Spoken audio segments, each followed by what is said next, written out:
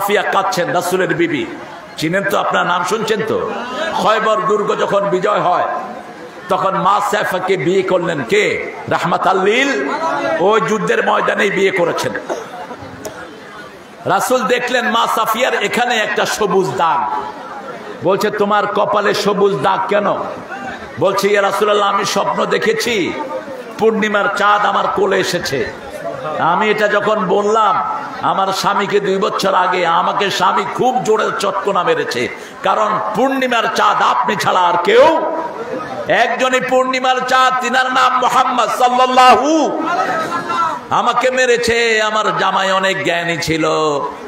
রাসূল সাল্লাল্লাহু আলাইহি সাল্লাম যখন শুনলেন সাফিয়া কাঁদছে, সাফিয়া বলছে, আমার চোখের পানি গড়িয়ে নিচে পড়ার আগেই দেখি একটা হাত, তাকিয়ে দেখি ওই হাতের নাম হলো রাহমাতাল লিল। কেন কাঁদছো সাফিয়া? উম্মে সালমা আমাকে ইহুদির মেয়ে বলেছে। কার মেয়ে? ইহুদির মেয়ে। আমরা কথা বলবো না বাবারা? রাসূল বললেন, তুমি ইহুদির মেয়ে না, তুমি মূসা আলাইহিস সালামের বংশের মেয়ে। আল্লাহু আকবার। তার মুখটা আনন্দে ভরপুর হয়ে গেল। রাসূল সাল্লাল্লাহু আলাইহি ওয়াসাল্লাম যেভাবে মানুষের সাথে আচরণ করতেন আমরাও করব। কিয়ামতের ময়দানে সবচেয়ে ভারী হবে কোন আমল বলেন? সবচেয়ে ভারী হবে কোন আমল বলেন? হ্যাঁ, সদাচরণ। আলহামদুলিল্লাহ বলেন। হুসনুল খুলক। হুসনুল খুলক। আপনি কিভাবে মানুষের সাথে আচরণ করছেন, আপনার উঠা বসা চাল চলন কিভাবে হচ্ছে। আমাদের প্রিয় নেতা বলেছে, এই বৈষম্য বিরোধী আন্দোলনে যারা রক্ত দিয়েছে সবাই আমাদের। ঠিক তবে ঠিক। এর মধ্যে হিন্দুর বাড়িতেও টাকা পৌঁছে কি পৌঁছে নেই? খবর নেবেন। 7 জন হিন্দু জেলে গত 2 বছর আগে ডুবে মারা গেছিল ঠাকুর গায়ে। ওই কাঁঠাল দানিয়ে 1 পয়সাও দেয়নি। দিয়েছে জামাত ইসলামী বাংলাদেশ। 27 লক্ষ টাকা তাদের হাতে তুলে দিয়েছে। সেজন্য আমরা যদি ইসলাম চাই, আমরা যদি রাসূলকে চাই, জামাত ইসলামের কোনো বিকল্প। প্রত্যেকটা নেতার পেছনে সতের একটা সিল আছে না নাই? অসৎ হলে জামাতে থাকা যায় না, নামাজ না পড়লে জামাতে থাকা যায় না। আপনারা খবর নেবেন, একজন রোকন হতে হলে 6 মাস তার প্রতি মাসে 142 ওয়াক্ত নামাজ জামাতে থাকতে হয়। 1 ওয়াক্ত কম হবে সে রোকন হইতে পারবে? অন্যগুলো ছাড়া হয়, কিন্তু নামাজ ছাড়া হয় না। কারণ নামাজ হলো সব নবীর শ্রেষ্ঠ সম্পদ। ঠিক তবে ঠিক। ঈসা আলাইহিস সালাম যখন মায়ের কোলে, তখন ঈসা আলাইহিস সালামের প্রিয় মা মারিয়াম আলাইহিস সালামকে যখন কাফেররা বাজে কথা বলছিল, তখন তিনি ইশারা আশারা ইলা সিবয়ানি, she indicate the child, তিনি ঈসা আলাইহিস সালামের দিকে আঙ্গুল তাক করলেন। ঈসা আলাইহিস সালাম, আল্লাহর বান্দা, আমার কাছে কিতাব এসেছে, আমি নবী, আমি যেখানেই যাই বরকতময় করে দিবেন কে?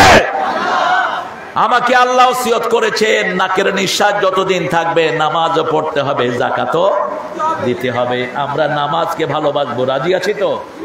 রাসূল 3টা জিনিস ভালোবাসতেন। প্রথম হলো সুগন্ধি। প্রথম কি? সুগন্ধি। আপনারা রেগুলার বিড়ি খাবেন, তাইলে গায়ে সুগন্ধি থাকবে।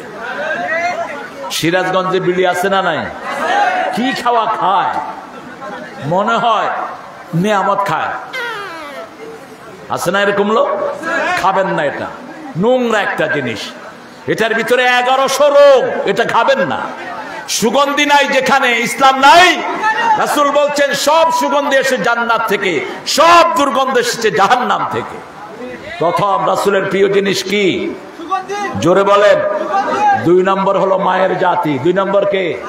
মায়ের জাতি। বিবিরে তুই করে বলবেন না। রাসূল বলছেন, আয়েশা তুমি কোন সময় রাগ করো আমি কিন্তু টের পাই। মা আয়েশা বলছেন, বলেন তো আমি রাগ করলে কি করি?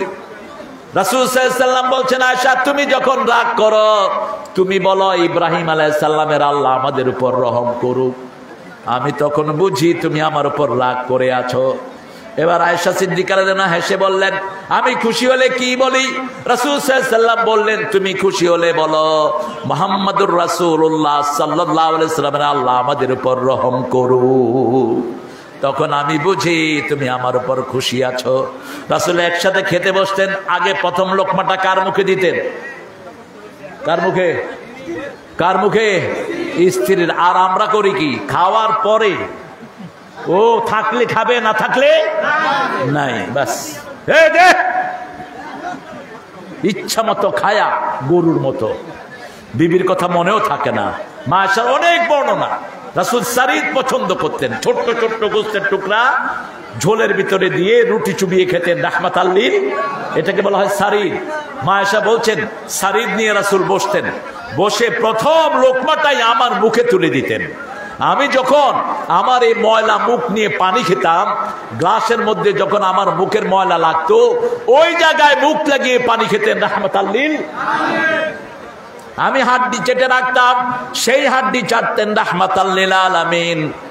আমি পূর্ণিমা রাতে যখন মন খারাপ থাকতো, রাসূল আমাকে নিয়ে দৌড় দিতেন পূর্ণিমা রাতে। এখন আমরা যদি দৌড় দিই, মানুষকে হুজুরের মাথা খারাপ হয়েছে। হ্যাঁ, জানি না হাদিস।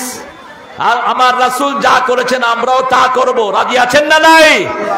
আমার রাসূল কখনো মানুষকে কষ্ট দেয়নি, আমরাও কষ্ট। কারো বাড়িতে আগুন লাগান নাই, আমরাও লাগাবো না। আগুন লাগালে তো আমাদের সম্পদ নষ্ট হলো। রাসূল বলছেন তিনটা জিনিস কখনো করবা না। কয়টা? কখনো কোনো সম্পদ নষ্ট করবা না। একটা বাড়ি আপনি আগুন লাগালেন, আগুন লাগালে তো বাড়িটা নষ্ট হয়ে গেল, ঠিক না? ঠিক। আর যদি এই বাড়িটা থাকতো, যে অবৈধ ছিল সে চলে যাবে, বৈধ লোকেরা থাকতে পারবে, ঠিক না? ঠিক।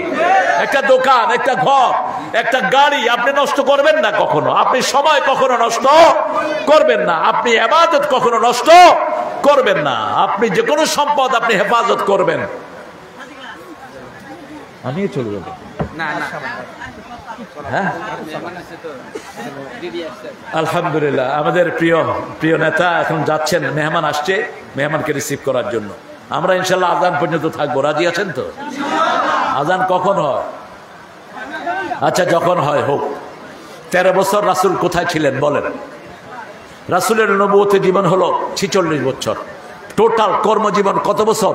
46 বছর। নবুয়তের আগে 13, পরে 13 না, নবুয়তের আগে 23, পরে 23। যেমন রাসূল সাল্লাল্লাহু আলাইহি ওয়াসাল্লাম 17 বছর বয়সে তিনি দল গঠন করলেন। দলের নাম হলো হেলফুল ফুজুর। এই দল তিনি গঠন করে সব যুবকদেরকে একত্রিত করলেন। কেউ যেন অনাহারে না মরে যায়, কেউ যেন কারো উপর অত্যাচার না করে। আপনি রাস্তাঘাটে একজনকে মারবেন, এটা কখনো ইসলাম সমর্থন করে না।